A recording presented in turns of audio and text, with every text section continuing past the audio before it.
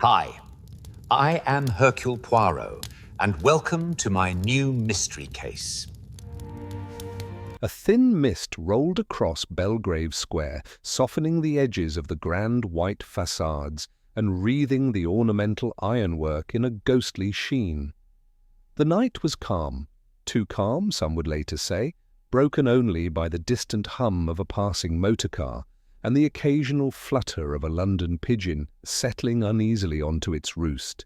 It might have been any other evening of quiet privilege in one of the city's most exclusive districts, except, of course, for the scream. It tore through the stillness like the rip of silk, sharp, sudden, and impossibly filled with terror. Lady Agatha Wetherall, who had been reading by the window of number 34, jolted upright, her teacup clattering against its saucer. For one suspended second she thought she must have imagined it. But then came the shouts, the hurried footsteps, the crash of something heavy striking the marble floor of a neighbouring house. Across the square, the imposing grey stone columns of number 11 Belgrave stood in stark silhouette against the hazy London street lamps. This was the residence of Sir Reginald Miles, former High Magistrate of the Crown Court, recently retired, recently solemn, recently troubled. It was his house from which the scream had come. The disturbance at number 11, the butler had been the first to react. Mr. Dunlop, a stiff-spined, impeccably loyal man of advancing years, pushed open the double doors of Sir Reginald's study with such force that one swung back and struck the wall. The room beyond was a tableau of chaos. Papers lay strewn across the Persian rug. A lamp had fallen and cracked, casting crooked patterns of light across the shelves of leather-bound legal tomes. The heavy velvet curtains billowed inward from the breeze, the French windows standing wide open. And on the floor, beside the ornate mahogany writing desk, lay Sir Reginald Miles. His eyes stared upward, wide, glassy, and unseeing. In his stiff right hand, clenched as though in a death grip, he still held a small object, a golden wax seal bearing the crest of the Crown Court. Its carved emblem, a lion and an oak branch, glinted faintly in the dim light. "Good Lord," Dunlop whispered, taking a faltering step forward. Behind him the household burst into hurried motion. Lady Miles fainted upon seeing her husband's body. The maid screamed. The chauffeur rushed to telephone the police. But even amid the confusion, something else seized Dunlop's gaze. The study door, heavy oak, polished daily, had deep scratches where the brass handle met the frame, as though it had been forced shut from the inside. Inspector Miller takes charge. By the time Inspector Bernard Miller and his team arrived, half the lamps of Belgrave Square were lit by anxious neighbours peering through their windows. Miller, a stout, sand-haired officer with a reputation for practicality over imagination, entered the study with a weary sigh. Another high-profile death, another dinner gone cold. He surveyed the scene quickly, competently, but without the depth that later would prove so crucial. "Heart attack," one of the constables murmured. "Or a fall." Miller replied, though his eyes lingered on the golden seal still gripped in the dead man's hand. Odd thing to be holding at the moment of one's demise. He turned to Dunlop. "You said you heard a scream?" "A terrible one, sir. From Sir Reginald himself, I believe." "And no sign of a break-in?" "None, Inspector. All the doors were secured. Only the French windows were open, but Sir Reginald sometimes wished for air." Miller grunted. Something itched at the back of his mind, but he couldn't place it. The room bore the look of a struggle, yet there were no injuries on the body suggesting a fight. The scratches on the door bothered him too, but the simplest explanation was that the door had jammed. He jotted down a few notes, feeling the beginnings of a headache. "Have Lady Miles brought somewhere quiet," he instructed. We'll speak to her once she's coherent. A whisper of something unnatural. It wasn't until an hour later that Miller heard the maid's testimony, halting, trembling, punctuated by terrified glances toward the stairwell. "I heard him talking, Inspector, not shouting, talking, as though to someone in the room." To someone? He was alone, was he not? The maid swallowed. He said, "You again, why won't you leave me be?" And then he screamed. Inspector Miller looked sharply at her. "And no one else was seen entering or leaving the study?" "No, sir, only—" She hesitated, visibly unnerved. "Only the shadow." Miller's pen paused. "Shadow?" "Yes, sir, a tall one, moving along the wall by the window. I swear it, swear upon my mother's life, but when I opened the door, the shadow vanished." Enter Hercule Poirot. The following morning, London awoke to headlines of the mysterious death of the former High Magistrate, whose recent career had been marked by several controversial convictions. Rumours spread quickly, branching into two dominant themes. One, that Sir Reginald had been haunted by a guilty conscience. Two, that he had been haunted by something else entirely. None of this would have concerned Hercule Poirot had he not received a message delivered to his breakfast table at Whitehaven Mansions with unusual urgency. The note was written in a neat but trembling hand. "Monsieur Poirot, forgive the intrusion. I beg of you to come to number 11 Belgrave Square with haste. Something terrible has happened to Sir Reginald. The police believe it simple, but I know it is not. I am fearful the truth will be buried unless you intervene. G. Dunlop." Poirot dabbed the corners of his moustache with a linen napkin, considering. "A retired magistrate who dies screaming," he murmured, "a household thrown into fear, and a butler who speaks of truth being buried." He set his teacup aside and rose with brisk determination. "It seems, Hastings," he said, though Hastings was not present to hear it, "that evil has made a call at Belgrave Square, and Poirot must answer." The scene revisited. Poirot arrived at the Miles residence shortly before noon, ushered in by the harried Inspector Miller, who regarded the Belgian detective with mixed relief and resignation. "Let's be clear, Poirot," Miller muttered as they walked down the hallway. "I don't think this is anything more than a medical tragedy, but the butler insisted we summon you, and Lady Miles is in no state to argue." Poirot raised a finger elegantly. "Let us not prejudge, mon ami. When men die with terror in their eyes and a golden seal clutched in their hand, there is always a story." He entered the study. His gaze swept the room with delicate precision, like a jeweller appraising gemstones, noting, comparing, cataloguing. The curtains still swayed faintly. Dust had settled unevenly near the writing desk, and the scratches on the door, the scratches had a curious pattern. Poirot bent, examining the frame. "Inspector," he said softly, "you believe this was a natural death, yet the room tells a tale of conflict." Miller sighed. "But there are no marks on the body." "Not all battles leave bruises," Poirot replied gently. His fingers brushed the edge of the desk, then the floor, then the open window. He straightened, eyes gleaming. "Before I speak further, I wish to see the golden seal." Miller produced it from an evidence pouch. Poirot held it carefully, as though it were a priceless artifact. "A symbol of justice," he mused, "and perhaps a message." He looked up, his expression sharpening. "Inspector Miller, this was no ordinary death, and the murderer, if murderer there is, has left us a whisper of his presence." Poirot's voice dropped to a measured, ominous calm. "And it is not the whisper of a ghost."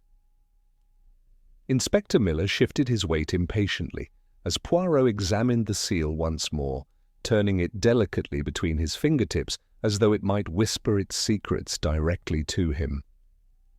The morning light filtering through the tall windows caught the crest and sent a thin line of gold flashing across the carpet. Poirot observed this reflection with interest, then walked slowly toward the French doors, pausing at the threshold. "You say these were open when the body was found?" Miller nodded. Dunlop claims Sir Reginald sometimes preferred the night air while he worked. Hardly unusual. "Ah, but consider, Inspector, on a cold, misted London night, a man of Sir Reginald's age and constitution willingly choosing a chill." Poirot's moustache twitched. "This is a choice made for the mind, not the body." "And that means what?" "That someone wished the room to appear accessible from outside." Poirot tapped the brass latch lightly. "Yet no footprints were found in the way. Garden, no marks on the sill. A false trail, Inspector, laid with elegance but little imagination." Dunlop cleared his throat from the doorway, perhaps encouraged by Poirot's presence. "If you require anything, Monsieur Poirot?" "Yes, mon ami, indeed I do," Poirot said warmly. "Tell me, did Sir Reginald behave oddly in the days leading up to his death?" The butler hesitated, glancing toward the staircase as if afraid the house itself were listening. "He was troubled, sir, restless. He spent long hours locked in this room. Once I heard him pacing well past midnight. Lady Miles asked him to rest, but he refused. He said he had matters to put in order before it was too late." Poirot tilted his head. "Too late for what?" Dunlop's expression tightened. "He would not say, sir." A faint tremor moved through the air of the study, as though the house itself sighed with secrets. Poirot moved to the desk, his eyes narrowing at the spread of papers. "These, Inspector, were they examined?" "Superficially. Draft rulings, old case files, nothing out of the ordinary." "There is always something out of the ordinary," Poirot murmured. He began sifting carefully, methodically, pulling only the topmost documents aside. His movements were neat, controlled, almost reverent. Within moments he paused over a single sheet, folded once, as though handled hurriedly. "Ah, what have we here?" He opened it, revealing a short handwritten note. Miller stepped closer. The message was brief, the strokes sharp and uneven. "You cannot hide behind the crown forever. Justice finds all men, even magistrates." There was no signature. Miller blew out a breath. "A threat?" "Mais oui, and a very compelling one." Poirot studied the edges of the paper. "Recently delivered. The ink is barely faded. Sir Reginald might have read this the very night of his death." Dunlop swallowed. I had no idea such a thing existed." Poirot tucked the note back into its envelope. "Threats, my friends, are like wasps. One rarely finds a single specimen near a nest." His gaze swept the room again. "Tell me, were there any visitors yesterday evening?" "Only one," Dunlop replied quietly. "A Mr. Clarence Hollingbury. He arrived around 7 and stayed perhaps 15 minutes. "Who is this gentleman?" "A solicitor. He and Sir Reginald have known each other for years." Miller rubbed the back of his neck. "What was the purpose of the visit?" "If I may be frank, Inspector, I could not say. But Sir Reginald seemed shaken when Mr. Hollingbury departed." Poirot lifted a brow. "Shaken? That is a useful word, Mr. Dunlop. A word born of observation, not imagination. Très bien." He moved toward the door, pausing as he inspected the deep scratches along the frame once more. His fingers traced the grooves lightly. "Notice, Inspector, the scratches are on the inside edge, not the outer. They are angled downward. They were made by someone who attempted to keep another person out, not force his way in." Miller leaned forward. "You're certain?" "Certain? No, but I am convinced." Poirot stepped back. "Sir Reginald tried to hold this door shut. His final moments were spent in fear, not of the supernatural, but of a very physical presence. The maid swears she saw a shadow, Miller reminded him. Shadows, Inspector, are the most democratic of things.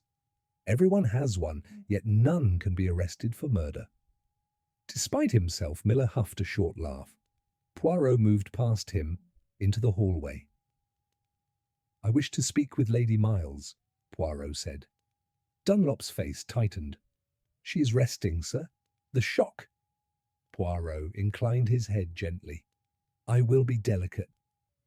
But I must understand the man who died, and that understanding begins with the woman who knew him best." They found Lady Eleanor Miles in a small sitting room overlooking the square, pale and composed, though her eyes betrayed sleepless hours. She rose when Poirot entered. "Monsieur Poirot," she said softly, "I was told you had come. Thank you." Poirot bowed slightly. "Madame, I offer my deepest sympathies. I assure you, I seek only the truth." She gestured weakly to a chair. "Please." Poirot sat opposite her, hands folded neatly. "Your husband, did he confide in you of any troubles? Any worries?" Her knuckles whitened around her handkerchief. He had become distant these last weeks, withdrawn. He spent hours in his study, emerging only for meals. Something weighed on him, something rooted in the past. Poirot leaned forward. "The past? You mean an old case?" "Yes," she whispered. Though he refused to name which, he only said, "Some verdicts do not rest easy, even when the law declares them righteous." Poirot absorbed this quietly. Did he mention receiving threats? She stiffened. "You found the letter, then?" Poirot's eyes glimmered. "So you knew of it?" "I found it in his coat pocket 3 days ago. He insisted it was nothing. But he lied. I could see it. He feared someone." Poirot rose slowly. "Madame, you have helped more than you know." As he left the room, Miller caught up with him in the corridor. "Where to now, Poirot?" Poirot paused at the bottom of the staircase, his expression subtly sharpened by purpose. "To visit Mr. Clarence Hollingbury," he said, "for it is clear, my friend, that Sir Reginald Miles died not from fear of a phantom, but from the weight of justice long deferred." The afternoon sunlight was beginning to dip toward a softer gold by the time Poirot and Inspector Miller reached the chambers of Clarence Hollingbury. Situated just off Lincoln's Inn Fields, the building bore the dignified architecture of a profession that prized tradition above all else. Polished oak doors, brass plaques, and the faint echo of clerks hurrying along the staircases gave the place an atmosphere of solemn purpose, yet something in the stillness felt tense, as though the air itself braced for unwelcome inquiry. Hollingbury's clerk, a thin, spectacled young man with nervous fingers, greeted them at the entry. "Mr. Hollingbury is in conference?" Poirot lifted a hand gently. "He will wish to break it, I assure you. Tell him Hercule Poirot and Inspector Miller request a few moments. It concerns Sir Reginald Miles." The clerk blanched. That reaction alone told Poirot much more than words. With a halting nod, the young man vanished into an adjoining office. Moments later, a tall, angular gentleman appeared in the doorway, wiping his spectacles as though polishing away gilt itself. "Gentlemen," Clarence Hollingbury said, stepping aside to usher them in. "You must forgive the disarray. I have had a most tumultuous morning. Word of Reginald's passing has spread quickly." Poirot entered first, taking in the surroundings with swift, precise glances. The room was immaculately kept, too immaculately. Not a paper out of place, not a book left slightly ajar. Everything arranged with rigid order, an order that spoke of a mind accustomed to control. "I shall come directly to the point, Monsieur Hollingbury," Poirot began as he settled onto a leather chair. "You visited Sir Reginald last evening." "I did." Hollingbury lowered himself into the chair opposite them, fingers interlaced. "A brief matter, a friendly call." "Friendly?" Miller interjected. The household staff said Sir Reginald seemed shaken afterward. Hollingbury's gaze flickered, barely perceptible. "Reginald had been unwell, anxious. I assumed it was simply the strain of his nerves." Poirot tilted his head. "What did you discuss during this brief, friendly call?" "A case from decades past, one we both worked on." Hollingbury shifted slightly. "A matter Reginald seemed suddenly eager to revisit, though I couldn't imagine why." "And did the case concern a miscarriage of justice?" Poirot asked softly. The solicitor stiffened. "I would not use such a phrase lightly." Poirot watched him closely. "But you do not deny it?" Hollingbury exhaled slowly as though resigning himself. "There was a man, Arthur Penridge, convicted of murdering his wife. Reginald presided as magistrate. I acted as prosecuting solicitor. Penridge was sentenced to life imprisonment. Shortly after Reginald's retirement, new evidence surfaced that could have cast doubt on the conviction. Reginald struggled with that." "And this new evidence?" Poirot asked. "It pointed toward an intruder rather than Penridge himself, but the evidence arrived far too late. Penridge had taken ill in prison. He died last month." Poirot's expression remained unchanged, though his eyes sharpened almost imperceptibly. "Ah, a man dies in prison, innocent perhaps, condemned by the two of you." He paused. "Did Penridge have relations, friends, anyone who might wish to avenge him?" Hollingbury hesitated. "He had one daughter, Lilian Penridge, barely 20 when her mother died." "And where is she now?" "France, last I heard. She left England after her father's conviction." "A daughter who loses both parents, one murdered, one condemned by the courts," Poirot murmured. "Such tragedies leave scars that do not fade." Hollingbury's jaw tightened. "Are you insinuating she murdered Sir Reginald?" Poirot offered a slight smile. "I insinuate nothing. I merely note the geometry of human emotion." Inspector Miller shifted. "Did Sir Reginald tell you he'd received threatening letters?" The solicitor blinked. "Threats? No. Good Lord, were there such letters?" Poirot studied the reaction. Genuine, or remarkably well performed, but there was another emotion beneath the surface. Fear, carefully contained. "Tell me," Poirot said calmly, "did you give Sir Reginald anything? Documents, letters, anything of that nature?" Hollingbury shook his head. "No, he asked me whether I believed the Penridge conviction had been sound. I told him yes, at the time. And if it proved otherwise now, no apology could bring back the dead." Poirot rose. "Merci, Monsieur Hollingbury. You have been most helpful." "Is that all?" Hollingbury asked, brows furrowing. "For now," Poirot replied. "But I warn you, monsieur, truth has an inconvenient habit of emerging at the most impolite moments." As they left the chambers, Miller muttered, "What do you think?" "I think," Poirot replied, "that Monsieur Hollingbury carries a burden he does not wish us to see. The man speaks truth, but not all of it. There is a weight upon him, yet he hides it with the delicacy of a man arranging porcelain." They stepped into the cool air of Lincoln's Inn Fields. The lamps had begun to glow faintly, the sky deepening into dusk. A carriage rattled past, carrying with it the muted chatter of evening life. Miller cleared his throat. "Where next?" Poirot walked slowly toward the park, hands clasped behind his back. "We must revisit the timeline. Sir Reginald reads a threatening letter. He summons Hollingbury. They discuss the Penridge case, a case heavy with guilt. Hollingbury leaves. Hours later, Sir Reginald dies in terror." "You think Penridge's daughter has returned?" Miller asked. "Perhaps." Poirot's voice softened. Or perhaps someone else seeks justice on her behalf.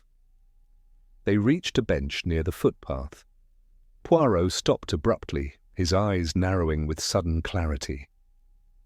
"You see, my friend," he murmured, "there is one question no one has yet asked." Miller frowned. "Which is?" "Why," Poirot said slowly, "was the golden seal in Sir Reginald's hand, not placed, not lying nearby, clutched, as though he wished to leave a message?" Miller turned, startled. "A Message about what?" Poirot lifted a finger. "About whom?" Before Miller could speak, footsteps approached with hurried urgency. Dunlop appeared, breathless. "Monsieur Poirot, Inspector, the maid has disappeared." Dunlop's breath came in short, uneven bursts, and for a moment Poirot simply watched him, measuring the agitation in his trembling hands and the panic flickering behind his eyes. The butler was a man of rigid propriety, yet now his composure had shattered entirely. "Gone?" Poirot repeated softly. "How long?" "Less than an hour," Dunlop managed. "I went to bring her tea, but her room was empty. Her coat is missing, and her suitcase, the small one, she often keeps it beneath the bed, also gone." Inspector Miller muttered a curse. "Running makes her look guilty."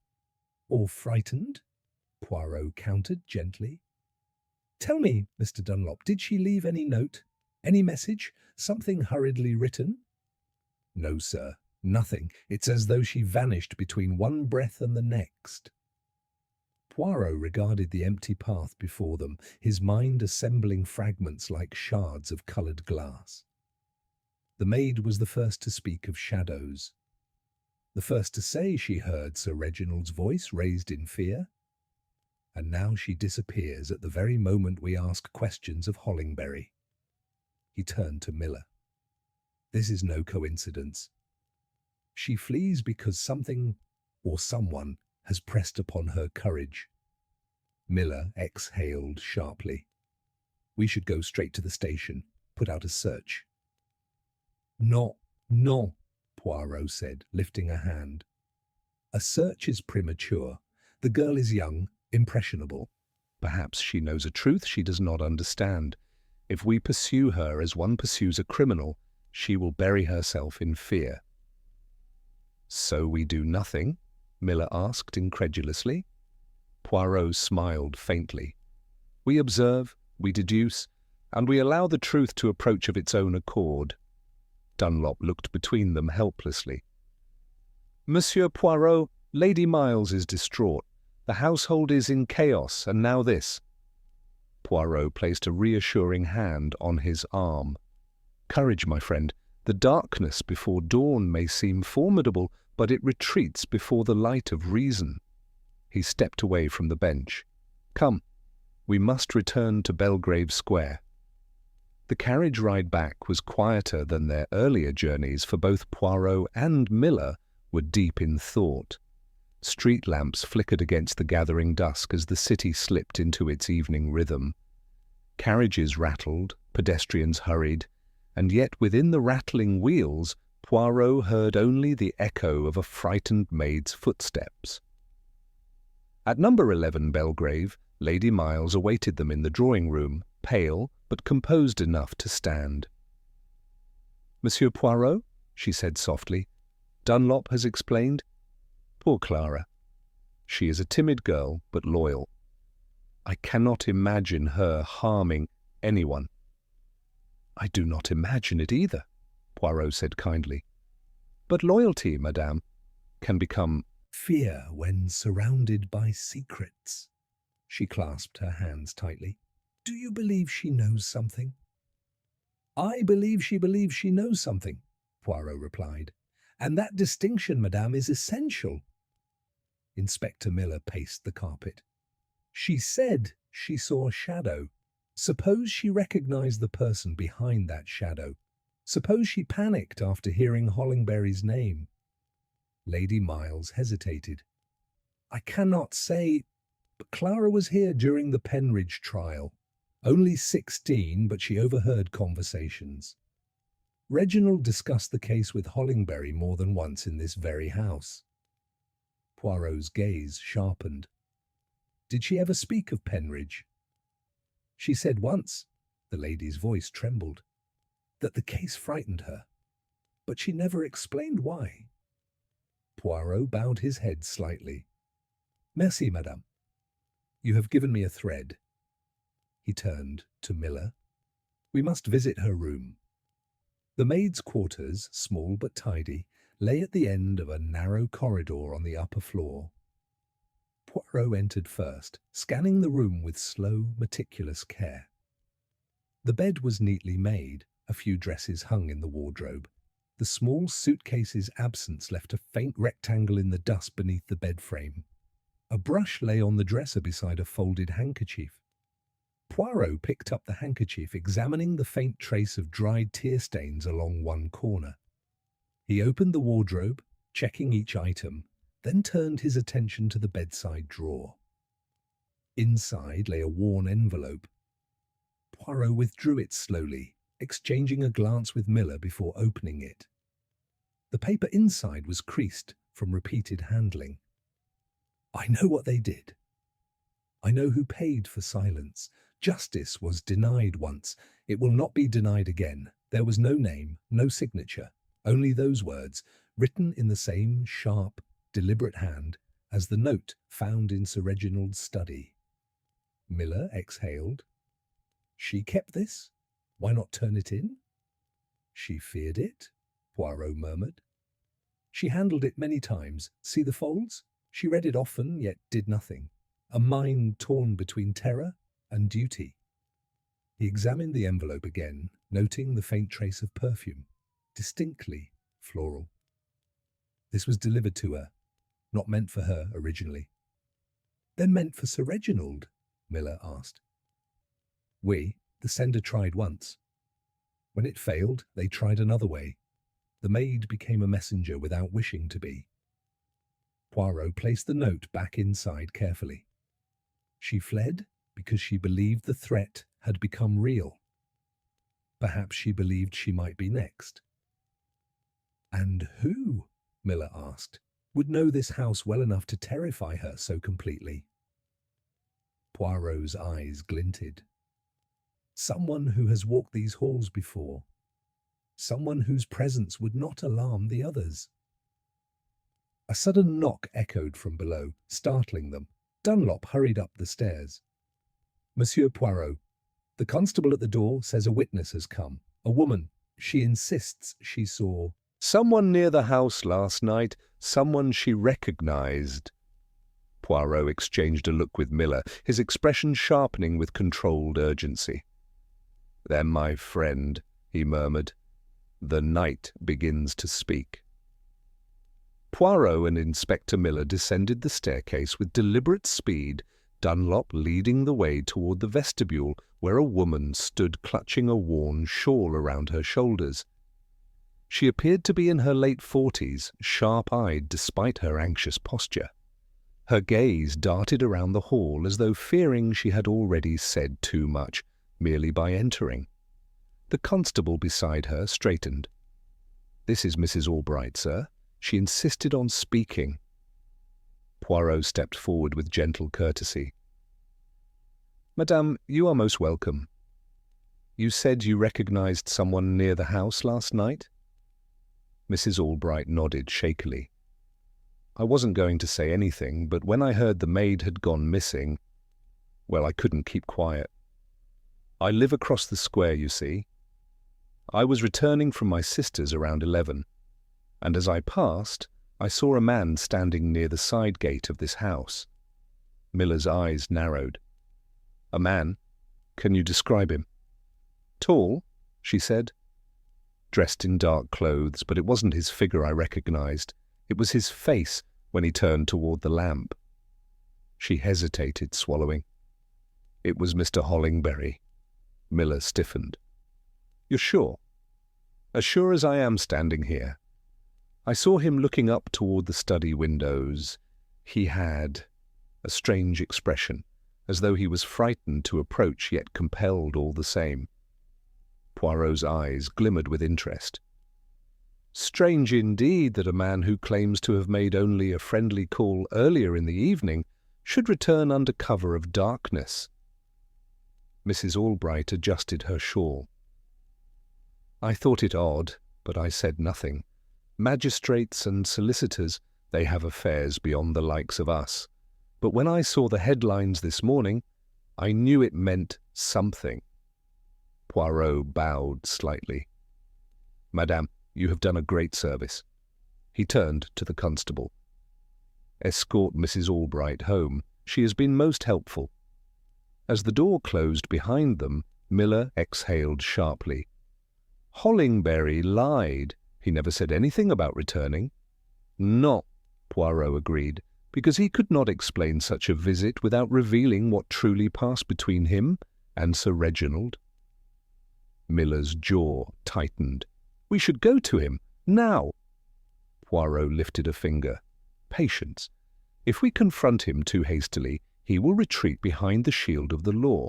First, we must understand why the maid fled and what she feared. Dunlop, still hovering anxiously, spoke up. Monsieur Poirot, might Clara have gone to her family? They live in Lambeth.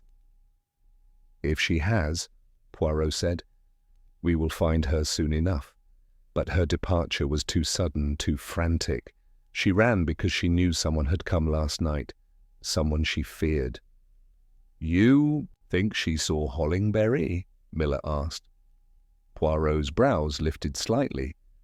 She claimed she saw a shadow, but shadows are formed from substance. She may not have recognized him fully, but she sensed danger. He moved toward the drawing-room doorway, then paused, his gaze drifting back toward the study above. It is time we revisit the scene, Inspector. There is something in that room we failed to see. Miller groaned softly. Back to the beginning? Always, Poirot said with a serene smile. The beginning contains the end in miniature. They climbed the stairs once more, entering the dimly lit study where Sir Reginald had met his fate. Poirot's eyes moved over the room with renewed focus, not searching for new details, but reinterpreting the old. He knelt beside the scratches on the doorframe again. You recall, Inspector, that these were made by someone inside the room attempting to keep another out. But notice, there is no splintering, no frantic tearing. The scratches are firm, controlled, angled with precision. So? Miller asked. So, Poirot said quietly. They were made not in a moment of panic, but in a deliberate act. Sir Reginald did not claw at the door wildly. He pressed against it with strength, but also with purpose. Poirot rose slowly. He knew who was coming. He knew the attacker, Miller whispered. Oui. And that is why he screamed only at the very end. Terror comes when trust breaks. Poirot turned toward the desk. The papers were disturbed, but only the upper half.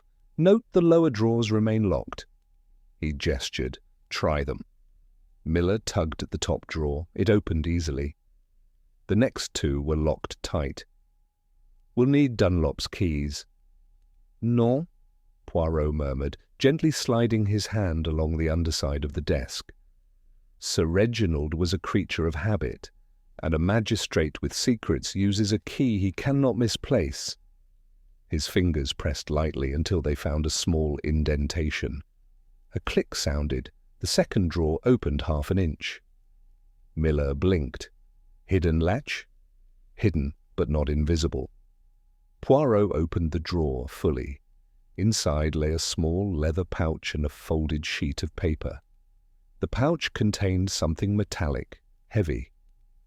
Poirot tipped it onto the desk. 2 wax seals identical to the one Sir Reginald had clutched in death. What on earth? Miller breathed. Poirot unfolded the paper. It was a letter, one written in Sir Reginald's own neat, slanted hand.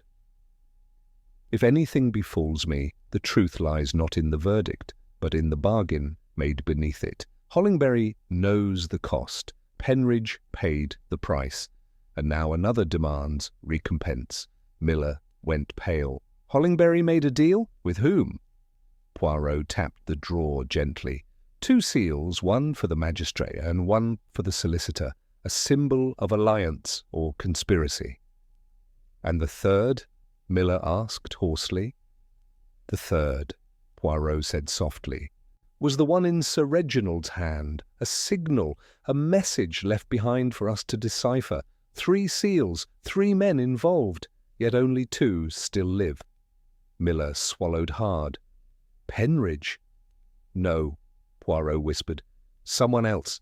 Someone whose identity Sir Reginald feared above all others. Before Miller could question further, hurried footsteps echoed through the corridor. Dunlop appeared in the doorway, pale and trembling once more. Monsieur Poirot, Inspector, we've just received word from the constabulary. Clara the maid, she has been found. Poirot's eyes narrowed. Alive? Dunlop nodded faintly. Alive? But barely. Poirot did not wait for further explanation. He was already moving toward the staircase, Miller close behind him. Dunlop hurried to keep pace, his steps stumbling with dread. They found her near the embankment, he said breathlessly as they descended. A passer-by spotted her lying beside a lamp-post. The constables say she must have collapsed while trying to reach the station. Poirot's gaze sharpened. Collapsed? Or was she made to collapse? Dunlop swallowed hard. They said she was conscious for only a moment. She kept repeating one word, sorry. Miller muttered a curse under his breath. We need to go now. A police carriage waited outside, lanterns swaying as the horses stamped restlessly. The ride to the small station house in Lambeth was brisk, the city rushing past in blurred streaks of lamplight. Poirot sat in complete silence, his fingers drumming softly against his knee. Miller glanced at him more than once, as though seeking reassurance, but Poirot's expression remained inscrutable. When the carriage finally pulled up, Poirot stepped out without waiting for assistance. A young constable guided them inside, lowering his voice as he spoke.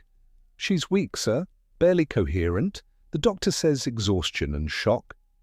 The small infirmary room held a faint scent of antiseptic and damp cloth. Clara lay on a narrow cot, her face pale, eyes half-lidded. Yet at the sound of footsteps she stirred, struggling to lift her head. Poirot approached gently. Mademoiselle Clara, he said softly, do not exert yourself. We are here to help you. Her eyes fluttered open, revealing fear and guilt entwined. Monsieur Poirot. Her voice was a ghost of sound. I didn't mean to run. I didn't mean... Shh, Poirot murmured. There is no shame in fear. Tell us only what troubles your heart. She shivered, clutching the blanket.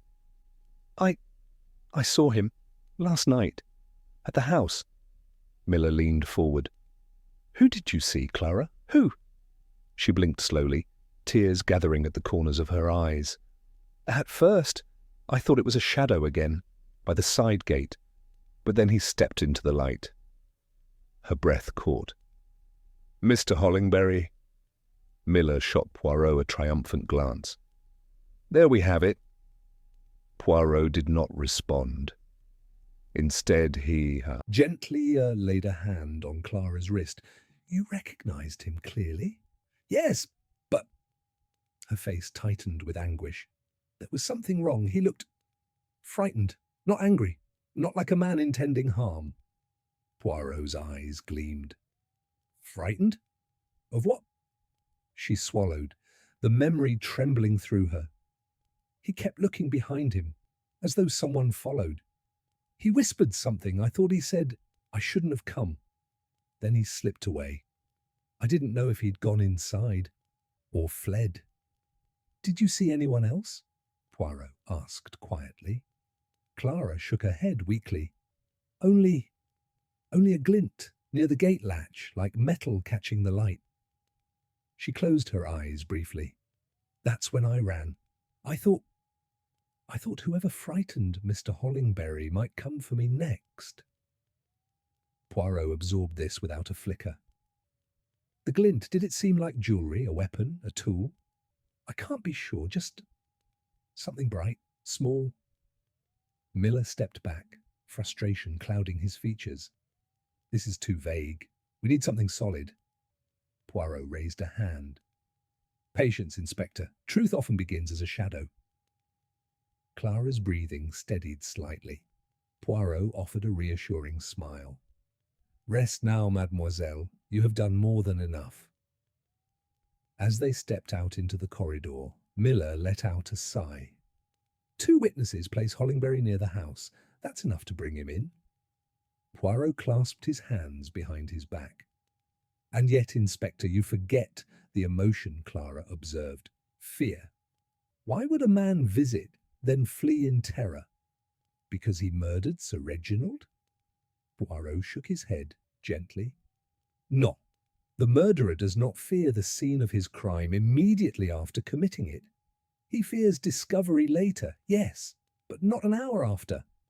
No, Hollingbury was frightened of someone else. Miller frowned. Then who? Who else was there? That, Poirot said, is the question wrapped in silence. They stepped outside again, the night having deepened into a velvety darkness, broken only by the glow of gas lamps.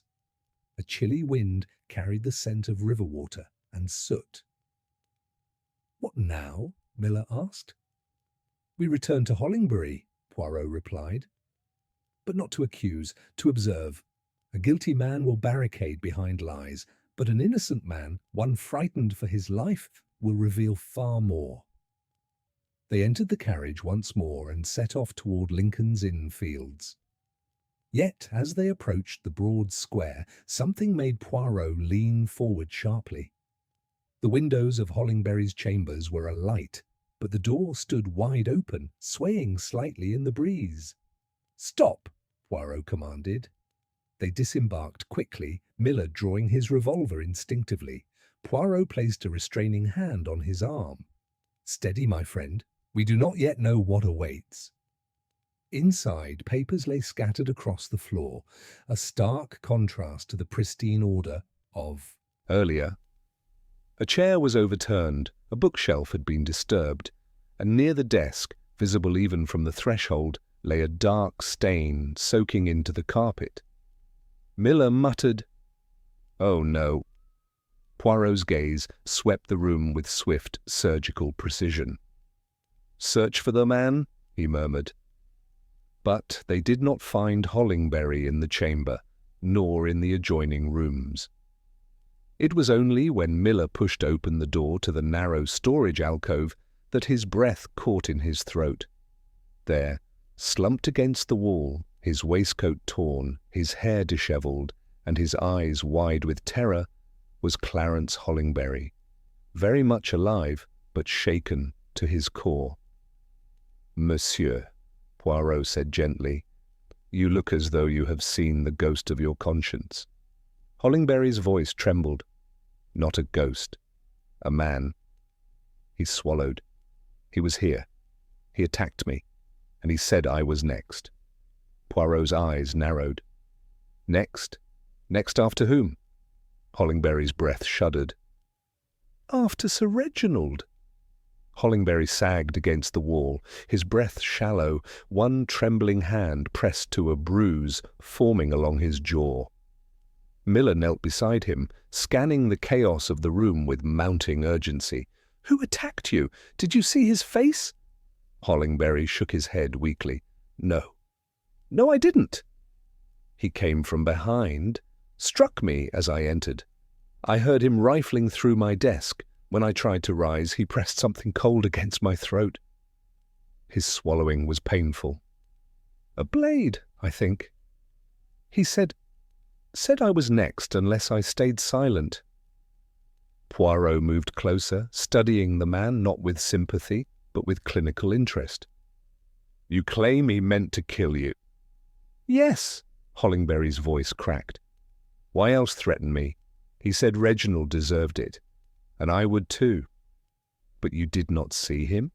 I saw only his silhouette when he fled through the back exit. Tall, quick, nothing more. Miller exhaled sharply. We need every detail, Hollingbury, even the smallest thing. The solicitor pressed a trembling hand against his forehead. He wore a coat, a long one, and his expression tightened with a confused wince. There was a scent, something sharp, chemical, like varnish or spirits. Poirot's ears pricked slightly. Ah, her detail most interesting. A scent does not lie. Hollingbury's brow furrowed. Why come after me? Why now? I haven't touched the Penridge case in years. But you touched it last night, Poirot said softly. Sir Reginald summoned you. He questioned the past. Someone knew. Hollingbury stiffened, eyes widening. But only his household knew I visited. And the one who watches the household, Poirot replied, would know as well. Miller rose abruptly. You think Clara told someone? Poirot shook his head. The girl was terrified. No, Inspector, think instead. Who had every reason to guard the secrets of Sir Reginald's past? Someone who possessed not only knowledge of the routines of the house, but also a reason to observe its visitors. Miller blinked, then frowned. Dunlop? Poirot gave a faint smile. Not all secrets come from villains, Inspector. Dunlop is loyal, but not subtle. His concern was genuine. Hollingbury tried to push himself upright, but Poirot gently guided him back. Rest. Give the truth time to breathe. Poirot's eyes scanned the scattered papers. Our intruder searched with purpose. What did you keep here of importance to the case? Nothing, Hollingbury whispered. Truly, I burned the last of the Penridge documents years ago. Reginald kept the old files. Poirot's gaze sharpened. You burned them? Yes, Hollingbury insisted. Reginald asked me to. He thought they might fall into the wrong hands. The case had already caused enough pain.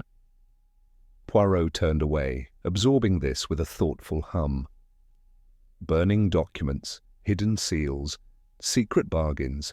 These were not the actions of innocent men, but of men trying desperately to bury the past.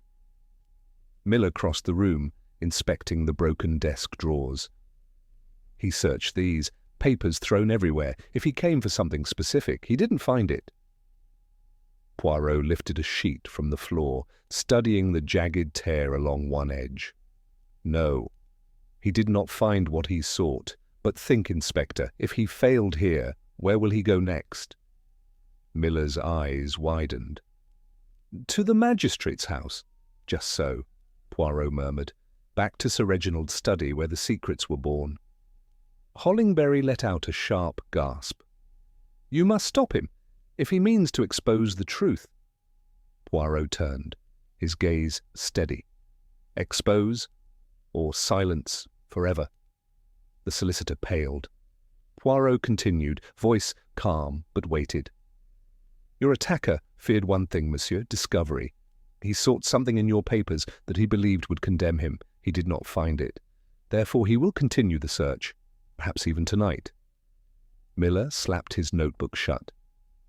We need to get back to Belgrave Square. Poirot retrieved Hollingbury's coat from the floor, draping it over the shaken man. Monsieur, you must not remain alone. The constables will ensure your safety. The solicitor caught Poirot's sleeve feebly. You don't understand. There was someone else, someone Reginald feared, someone tied to the original case. Poirot leaned in, eyes piercing. Tell me. Hollingbury's lips trembled as though the name itself carried danger. The investigator. The one who gathered evidence against Penridge, Raymond Carville. Reginald suspected him. He believed. Carville withheld a witness statement. Carville? Miller repeated. Wasn't he dismissed for misconduct 2 years later? Yes, Hollingbury whispered. Forgery. Tampered documents, but he disappeared before he could be tried. Poirot stood still, the pieces aligning with chilling. Clarity. A man skilled in deception vanished into obscurity, now reappearing when threatened by the truth. Miller grabbed his coat. "We move now." The carriage sped through the lamplit streets, hooves pounding like distant thunder. Poirot sat extraordinarily still, narrowing his focus with each passing moment. Hollingberry's trembling terror, Clara's shadowed glint, Sir Reginald's final message, all converged toward a single point. As the carriage pulled up before number 11 Belgrave Square, Poirot stepped out first, gaze sweeping the quiet facade. Only the faintest light glowed from Lady Miles's sitting room. "Inspector," Poirot said quietly, "let us proceed with care. Our intruder may already be inside." They ascended the steps, Dunlop opening the door with fearful haste. "Thank heavens, you've returned. Lady Miles is in her room. I've kept all doors locked, as you instructed." Poirot nodded approvingly. "Good. Now show us the study." Dunlop led them up the stairs, though his steps faltered near the landing, for from the direction of the study came a faint metallic sound. A click, then another. Poirot lifted a hand, signalling silence. They moved closer, each footstep deliberate, measured. A shadow moved behind the study's frosted glass. Miller's grip tightened on his revolver. Poirot reached the door, his voice barely a whisper. "He has returned for the last secret Sir Reginald tried to hide." Poirot's hand hovered only a breath away from the doorknob as Miller steadied his revolver with the other. Dunlop pressed a trembling palm to the banister, his breath shallow, eyes fixed on the faint-moving shadow behind the frosted glass. The soft metallic clicks continued, steady, purposeful, like the rhythm of someone working a lock with quiet confidence. Poirot inhaled deeply. "Inspector," he whispered, "no sudden moves. The man we face is desperate, clever, and accustomed to slipping through dangers as one slips through smoke." Miller nodded grimly. "On your signal." Poirot counted silently. 1, 2, 3. Then turned the knob in a swift, silent motion and pushed the door inward. The study lay dim, lit only by a single lamp overturned on its side, its glow forming distorted bands of light along the walls. Books lay spilled across the carpet. The curtains fluttered from an open window, and crouched beside Sir Reginald's desk, fingers inside the locked drawer Poirot had opened earlier, was a tall figure in a long dark coat. He spun at the sudden intrusion. Not a phantom, not a legend, a man of flesh and bone, gaunt, sharp-featured, eyes burning with feverish intensity. A thin scar ran down his cheek, catching the lamp's glow. Raymond Carville. He didn't hesitate, only lunged toward the window. "Stop!" Miller roared, but Carville was already vaulting toward the sill, with the grace of a man who had spent years fleeing consequences. Miller surged forward, but Poirot snapped a command.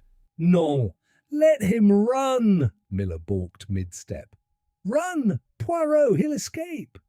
Poirot's eyes were steady, almost serene. "He will not go far. He searches for something he believes essential, and he has not yet found it." As though to confirm Poirot's words, Carville paused at the window, his silhouette sharp against the darkness. He turned, his voice harsh and ragged. "You don't know what you're meddling with, Poirot. That man deserved everything he got." Poirot tilted his head. "Sir Reginald or Penridge?" Carville's jaw clenched. "Both, all of them. Men who hide crimes beneath robes and titles, men who think justice is theirs to twist." "And you sought to right these wrongs?" Poirot asked softly. "By murder?" Carville laughed bitterly. "Murder? Oh no, Poirot, what happened to the magistrate? That was his conscience ending him long before I arrived." Miller raised his revolver. "Enough lies. You're coming with us." Carville's eyes darted to the corridor, calculating angles. "I came only for what was mine," he rasped. "The truth, the proof he hid." Poirot stepped forward. And when you could not find it in Hollingbury's chambers, you came here. But the drawer is empty, is it not? Carville hesitated, and that hesitation was enough to confirm it. A single beat passed. Then he turned and leapt effortlessly through the open window, landing with a thud on the gravel below. He sprinted across the garden before Miller could fire, vanishing into the layered shadows. Miller swore under his breath. "We had him. Why did you—" Poirot held up a hand. "Patience. When a man runs, he reveals his destination. Carville seeks one thing only, the missing piece of the bargain Sir Reginald and Hollingbury made. And he believes it still exists." Poirot crossed to the desk, his gaze sweeping the chaos with deliberate precision. He opened the drawers one by one. Papers rustled, pens rolled. A folder lay slightly skewed, as though lifted recently. "He searched here," Poirot murmured. "And here." Miller joined him. "What was he looking for? Something you found earlier?" Poirot placed a finger gently against his lips. "Ask instead. What did Sir Reginald hide so carefully that not even death loosened his grip upon it? A magistrate does not clutch a seal merely for drama. He leaves a symbol, a direction, an accusation."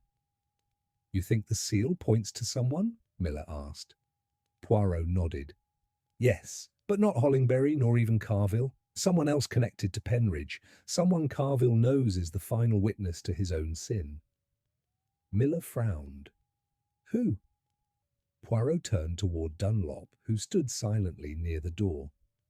"Monsieur Dunlop, I must ask, besides the household, who had regular access to Sir Reginald's study these last months?" Dunlop blinked. Only myself, Lady Miles on occasion, and his new secretary. She came twice weekly." Poirot's eyes sharpened. "Secretary? You failed to mention her earlier." I did not think—" Dunlop stammered, wringing his hands. "She only organized correspondence. Quiet girl. Efficient." "What is her name?" Poirot asked. "Miss Lydia Marin," Dunlop replied, "though I believe her family name was French originally. She said little of her past." Poirot stepped closer. "Describe her." "Dark hair, grey eyes, rather serious. Arrived a few months ago answering an advertisement." "Did she ever speak with Sir Reginald privately?" Poirot asked. "Often, sir. She delivered his legal files each week." Poirot exchanged a loaded glance with Miller. Miller's breath caught. "You think she could be—" "Hush," Poirot murmured. "We do not name shadows until they stand in the light." But Poirot turned away with a certainty Miller had come to recognize. Certainty born not of evidence, but of the delicate chemistry between facts and human nature. Poirot paced the room slowly. "Carville did not murder Sir Reginald," he said at last. "But he feared what Sir Reginald might have revealed. Someone else, however, feared it more. Someone with proximity to the magistrate, access to his documents, and every reason to protect the secrets of Penridge." Miller frowned. But Carville confessed nothing. "And this secretary, she's vanished?" Poirot lifted a finger elegantly. "Carville fled because he was frightened, not of us, but of her. Whoever attacked Hollingbury sought to silence the past, and who better than someone who hid her identity behind a new name?" Dunlop paled. "Miss Marin? But she seemed so proper." Poirot moved toward the window, staring into the dark garden Carville had escaped through. "Proper masks are the easiest to wear," he said softly. "But everything, Inspector, everything now hinges on one fact." Miller stepped beside him. "What fact?" Poirot closed his eyes for a brief moment, then spoke with a chilling calm. "That Miss Lydia Marin is not who she claims to be, and before the night ends, if we do not find her, she will kill again." Miller stared at Poirot as though struggling to accept the quiet certainty in his voice. "You're saying the secretary, This Lydia Marin planned everything. She killed Sir Reginald, attacked Hollingbury, and now she's disappeared? Poirot folded his hands calmly behind his back. Not disappeared, Inspector. No, she's moving with purpose. Carville fled blindly. She, however, plans each step with precision. Dunlop made a faint, choking sound. But why? Why would she harm Sir Reginald? She hardly knew him.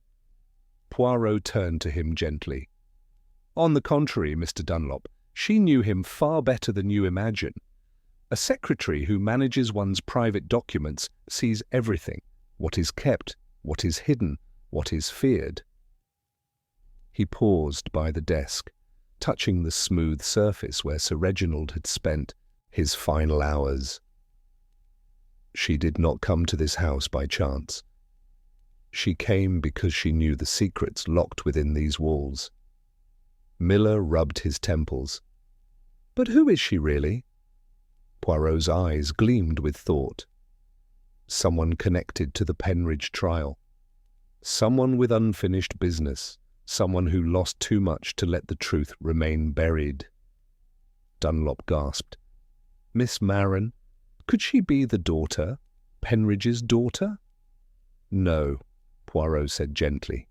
Lilian Penridge left England years ago. She would not hide behind an alias.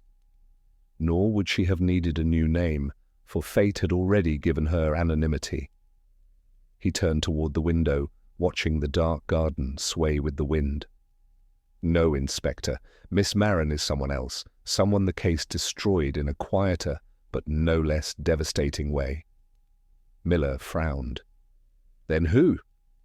Poirot spoke softly, the words measured. The sister of the murdered woman. Miller froze. Dunlop let out a sharp breath. Poirot continued. The wife of Arthur Penridge, she had a younger sister, a girl of 17 at the time of the trial, traumatized, ignored, and in the chaos that followed, she vanished into the shadows of grief. She had no voice in court, no one listened, but she listened, Inspector. She listened to every detail of the trial that condemned her innocent brother-in-law. Miller slowly lowered his revolver, realization dawning like a slow sunrise. She changed her name. Oui? Lydia Marin is but a mask worn by a woman with a single purpose, to avenge her sister and her brother-in-law. Dunlop collapsed onto a nearby chair. Dear heavens! Poirot lifted a finger. Do not faint yet, Monsieur Dunlop, for now we must find her. Miller straightened, urgency returning. Where would she go? Carville said she was the one he feared. Poirot crossed the study, moving as though absorbing the room's last breaths. Consider her mind, Inspector. She has spent months here studying Sir Reginald's habits, his secrets, his guilt. She knew every drawer, every paper, every weakness. She would have known when he suffered, when he doubted, when he feared. Poirot turned.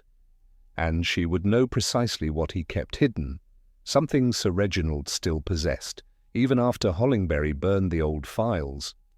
Miller blinked. What? What did he still have? Poirot looked to the desk.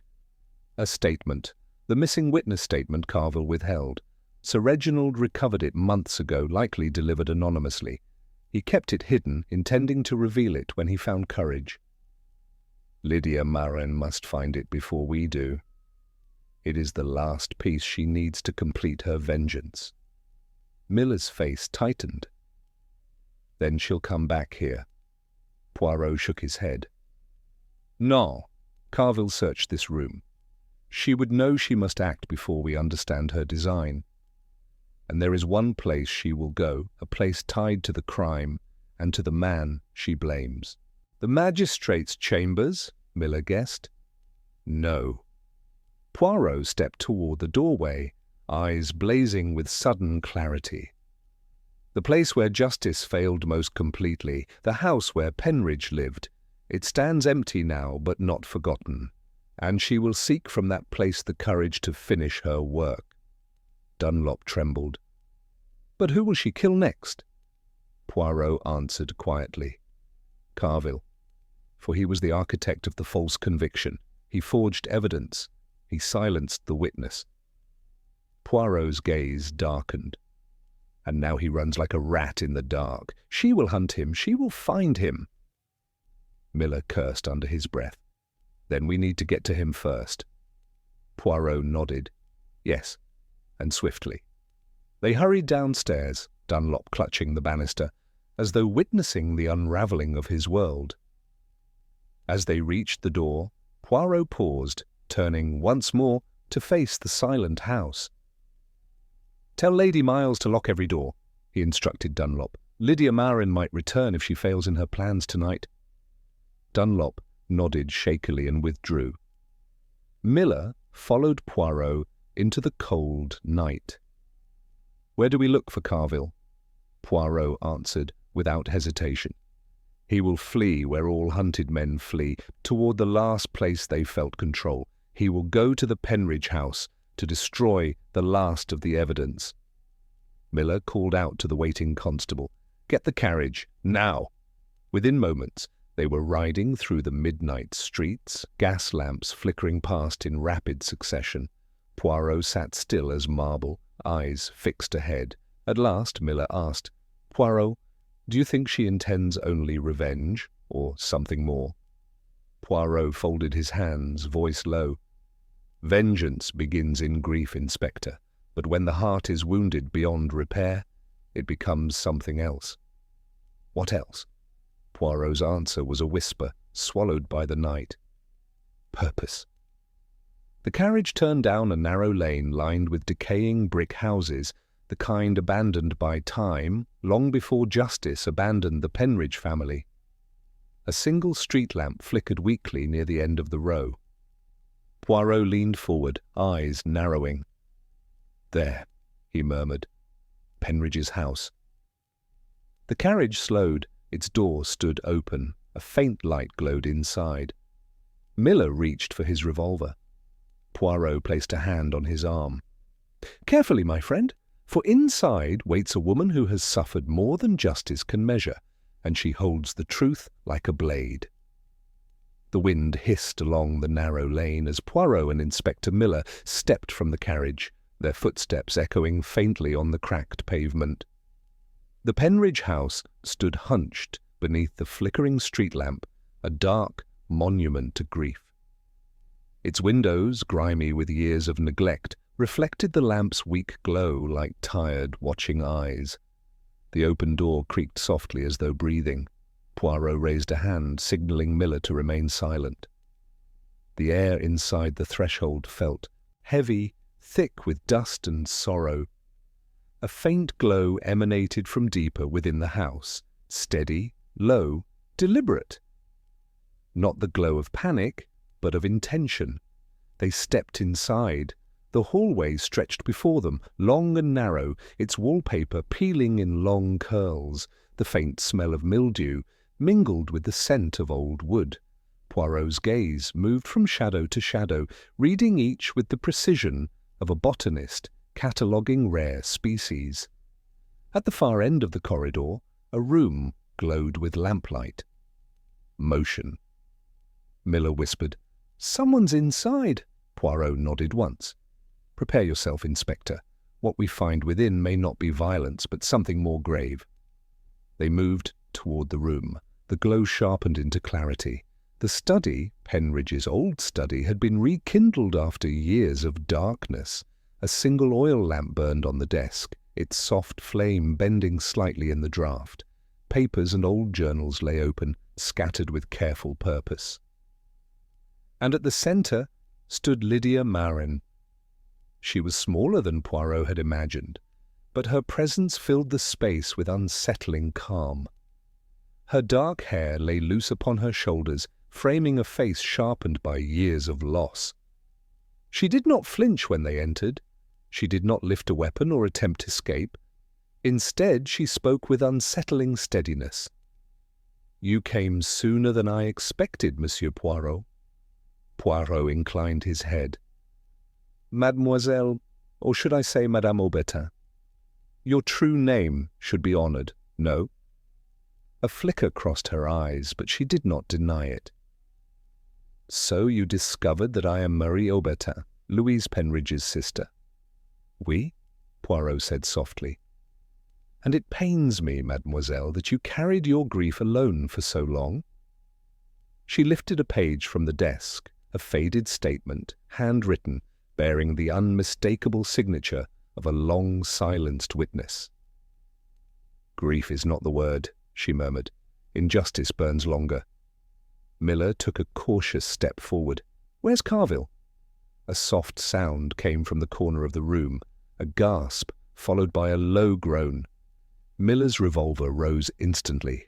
Carville lay slumped against the wall, wrists bound with rope torn from the room's dusty curtains. His breathing was shallow, but he was alive. Lydia's expression did not change. "He arrived only minutes before you. He thought to burn the last evidence of his lies. But he forgot he wasn't the only one who knew where Sir Reginald would hide it." Poirot approached her slowly. "Mademoiselle, we know your pain. But violence cannot cleanse the past. It can only stain what remains." She met his gaze with fierce calm.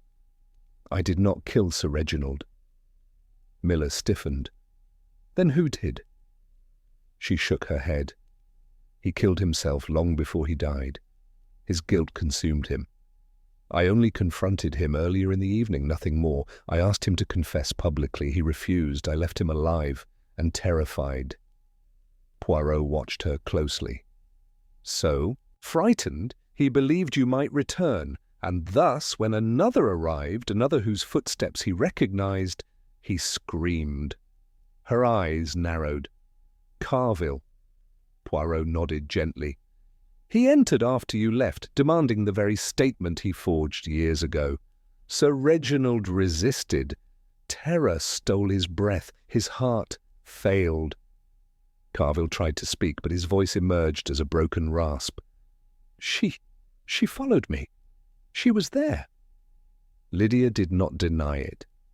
"I followed you, Carville, because you were the last poison left. You forged evidence. You silenced the witness. You condemned an innocent man to die in prison." Carville's eyes brimmed with a twisted mixture of hatred and fear. "He was guilty." "No," Lydia whispered. "You lied, and you knew." Poirot stepped between them, his voice gentle but unwavering. "Mademoiselle, justice must now run its course." She looked at him, eyes dark with exhaustion. "Justice? Or your delicate version of order?" "Order," Poirot replied, "is the most fragile form of justice, and you who have suffered so greatly must not shatter it." Her jaw trembled, and for a moment she appeared almost ready to surrender. But then her gaze drifted toward the oil lamp, its flame wavering. "I never intended to kill," she whispered, "but I could not let the last lie remain alive." Poirot moved a fraction closer. "Marie, you came for truth, not blood. Do not let vengeance devour what remains of your soul." The silence held, long and taut. Then Marie Aubertin sank into the chair beside the desk, the statement falling from her fingers like a final exhalation of grief. "Very well," she said, voice cracking. "I will not run. I have run enough." Miller handcuffed her gently, almost respectfully.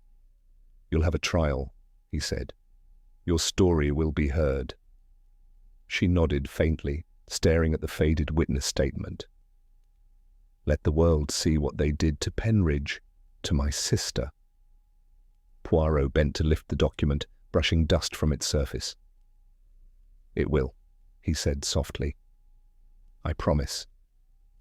As they escorted Marie Aubertin out of the house, Poirot paused on the threshold and cast one last look at the dim study, the lamp still glowing, the shadow of truth at last illuminated. He whispered, almost to himself, "Even in the darkest injustice, the smallest light endures." The dawn broke softly over London, washing Belgrave Square in pale gold as if the night's shadows had been peeled away with delicate care. Poirot stood beside the window of Lady Miles's sitting room, watching the mist lift from the gardens.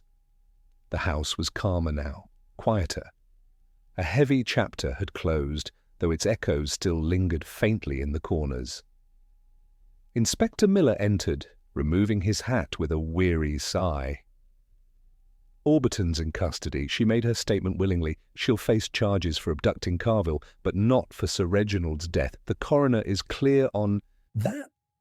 Poirot nodded, his eyes never leaving the view outside. "It is just. Marie Aubertin came seeking truth, not death. It was pain that guided her, not malice." Miller approached, lowering his voice. "And Carville, he's been charged with perverting the course of justice, forgery, and now the Penridge investigation will reopen." Poirot allowed himself a rare, small smile. "At last, the man who hid behind shadows will stand in the light." Steps sounded behind them, and Lady Miles appeared, pale but composed. "Monsieur Poirot," she said softly, "Dunlop told me everything, about the statement, about the woman, about my husband." Poirot turned toward her, his expression tender. "Madame, your husband carried a burden far too great for one man. When truth is locked away, the heart becomes its prison. It was inevitable the walls would collapse." She dabbed her eyes. "He wanted to confess?" "Yes," Poirot said gently, "but fear held him fast. And when Marie Aubertin came to him, reminding him of his moral debt, the weight became too much." Lady Miles nodded slowly. "Then perhaps, in his final moments, he was seeking forgiveness." Poirot inclined his head. "Perhaps, madame, the golden seal he clutched, symbol of justice, was not a token of victory, but a plea, a reminder of the duty he had once failed." Miller exhaled. "So, in the end, Sir Reginald wasn't murdered. He was undone by the truth." Poirot tapped a finger lightly against his temple. "By the truth and by the little grey cells he refused to listen to. The mind can bear guilt only so long before the body rebels." Lady Miles drew a breath, standing straighter. "Thank you, Monsieur Poirot. Without you, these truths might have been buried forever." Poirot bowed. "It is for justice that I labour, madame, not glory." Dunlop appeared timidly at the doorway. "Monsieur Poirot, the police carriage is ready." Poirot retrieved his hat and cane. As he stepped into the hallway, Lady Miles called softly behind him. "Will things ever feel normal again, do you think?" Poirot paused, turning with a gentle smile that held both warmth and wisdom. "In time, madame, but remember this. Grief teaches us the weight of life, and truth restores its balance. When justice breathes again, so too does hope." He gave a final bow, then descended the staircase. Outside, the air was crisp, carrying the faint scent of morning blossoms. The constables loaded the sealed evidence box, among it the restored witness statement, into the carriage that would bring closure to one case and open another. Miller walked beside Poirot toward the gate.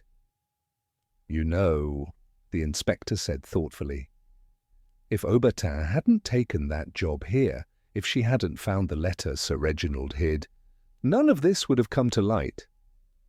Poirot's moustache twitched with amusement. "Life, Inspector, is not always as orderly as I wish it to be. Sometimes chaos arranges itself into truth. Sometimes grief leads us where justice fears to go." Miller chuckled. "You always make it sound so poetic."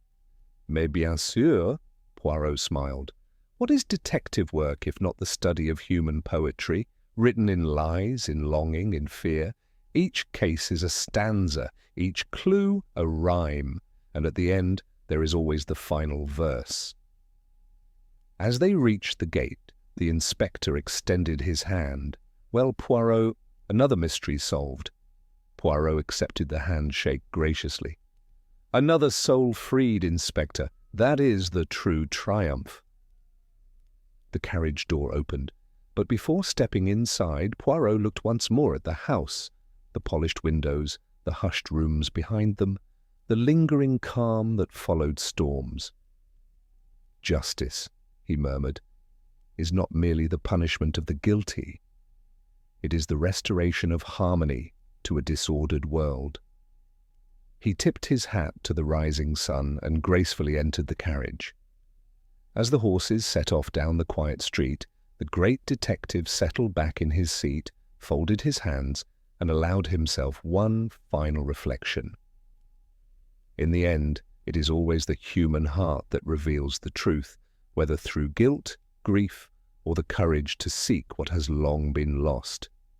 And with that, Hercule Poirot departed Belgrave Square, leaving behind a house forever changed and a justice long overdue, finally reclaimed.